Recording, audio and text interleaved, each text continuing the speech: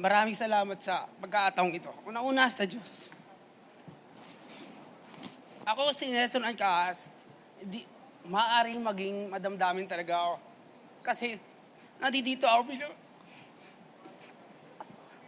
Di alam ba? Nandito po ako bilang ama. Kailangan ko po i-voice out kung ano po yung nararanasan po namin. Ako po ulit si Nelson Ancas from San Jose del Monte, Bulacan. Graduate po ako ng business ad at isa po ako ngayon kasalukuyang street food vendor. Meron po akong anak na may sakit na congenital adrenal hyperplasia. Ito po ay isang rare disease, lifetime na gamutan, lifetime laboratory, lifetime check-up. Ang mga gamot po nito ay made to order. Simula po nung nag-file out 2021, mas lumabas po yung mga tao, yung mga magulang na may anak na ganito. Sa kasalukuyan po, meron po ako na buong grupo. Mahigit po kami 100. Bakit ako naiiyak? Kasi bumabalik. Bumabalik yung mga naranasan ko, yung mga nakikita ko, yung mga narinig ko sa kapwa ko magulang. Alam niyo kung bakit? Bakit ako nandito? Kasi para ipakita sa Pilipinas, kay Mr. President, kay DOH, kung paano ang sistema nyo sa rare disease na congenital adrenal hyperplasia. Alam nyo po bang napakahirap? Napakahirap po kasi nagkaroon po ng newborn screening 1996. 2016, pinasa ang Rare Disease Act, ang batas na nagbibigay para ma-improve ang healthcare system sa mga rare disease. Subalit, hanggang ngayon, as in, wala pa po isang gamot na hydrocortisone emergency kit. Alam niyo po ba kung gaano kasakit yun? Nakaraan lang po, meron po isang namatay from Palawan. Dahil po malayo ang travel nila, umaabot ng 3 to 4 hours. Kung meron po sana ang emergency kit, mabubuhay po sana ang mga bata. At saka po, meron din po silang laboratory na 17 OST po. Ito po ay meron lang sa Manila Endocrine, sa PGH, at saka sa Davao Doctors. Pag malalayo po sila, pinapadala pa po nila yung blood sample para po gawin. Ganun po siya kahirap. Kaya sana, Mr. President, DOH, sana baguhin na natin to. Baguhin na yung sistema na nagpapahirap. Kuya, bakit patuloy namamatay yung mga ganitong bata? At saka sa DSWD po, nananawagan po ako. Kasi gagaya po ngayon, paglalapit ka ng gamot, bibigyan ka na schedule, December pa po. Napakalayo, yung gamot gagawin pa po. Bakit hindi nyo po baguhin? Di ba? Kung talagang minamahal nyo ang ating healthcare system, bakit? Sir? Gaya sa PGS, doon kami nagpapagamot, maraming umaasa. Ang ginagawa ng gobyerno natin ngayon, binabawasan yung budget. Sa bawat pagbawas yun ng budget, buhay po, sana yung naging kapalit po noon. Sir, excuse me po. Ayun po. Bana po tayo. Magsasagot na po kayo sa line of media. 8 minutes po, ano? Okay, thank you. Katanungan po from the media. May magtatanong po. Okay. Go ahead, Nico Bagsik. Pasensya From na po. Teleradyo. Talagang kasi nagre-reflect po sa akin talaga yung mga Okay lang po naaran. yun, sir. Okay lang po. Teleradyo po, Nico Bagsik. Microphone, pakipasa lang po.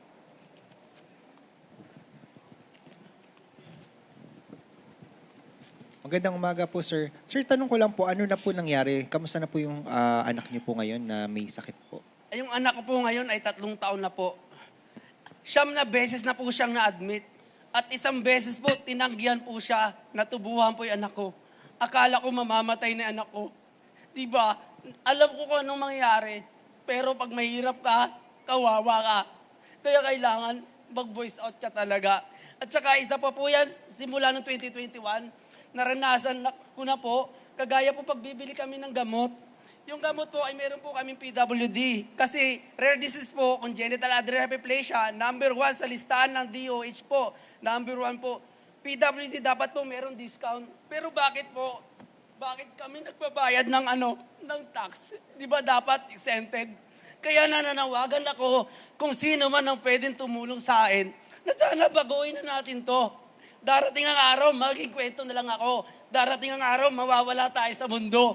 Pero baguhin naman natin to para sa mga darating pang mga bata, para mabigyan palalo sila ng magandang ng pag-asa para sila mabuhay. Meron din po akong papakita.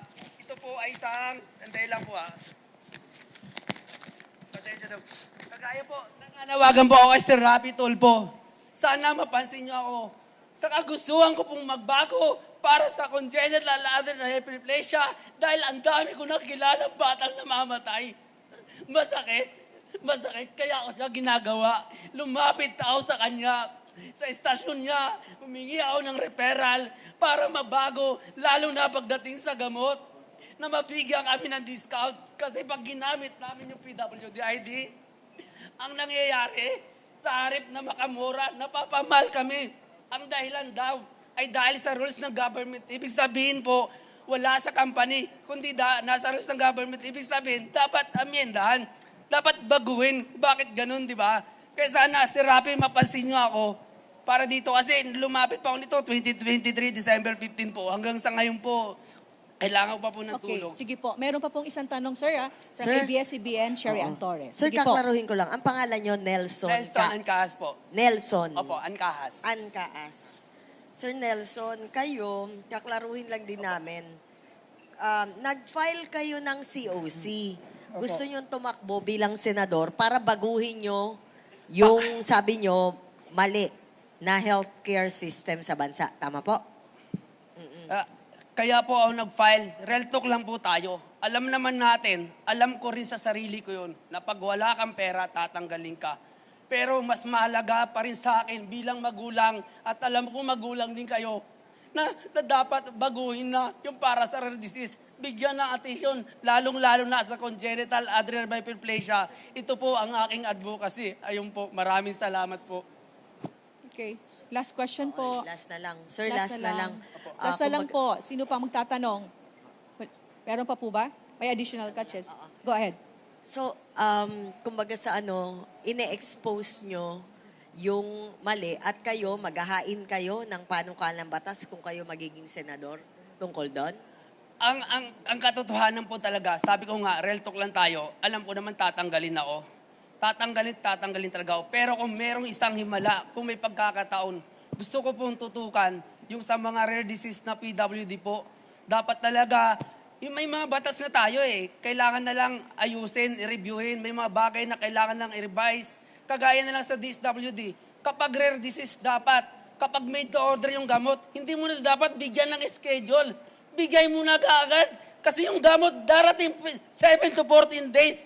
Nasaan ngayon yung maagap at malasakit? Nasaan ngayon yung ganong katalog? Kaya sana, Secretary DSWD Gatchalian, marinig niyo po ako. Sa totoo lang po, sa DSWD, pag pumupunta pa ako, talagang kailangan mong makiusap para pagbigyan ka. Kailangan mo munang umiyak. Akala mo naman sa kanila yung pera. Ayun po. Kaya sana baguhin na natin ito. Okay, maraming salamat, sir. Tapos, yan na po ang last question niyo, ha? Okay.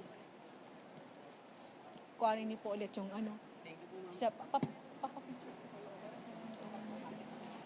hawak na lang po.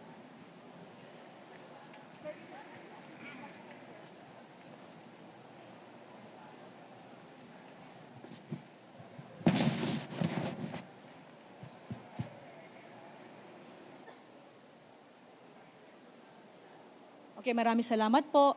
Sir, Sir, tapos na po. Naglampas na po tayo. Sige po.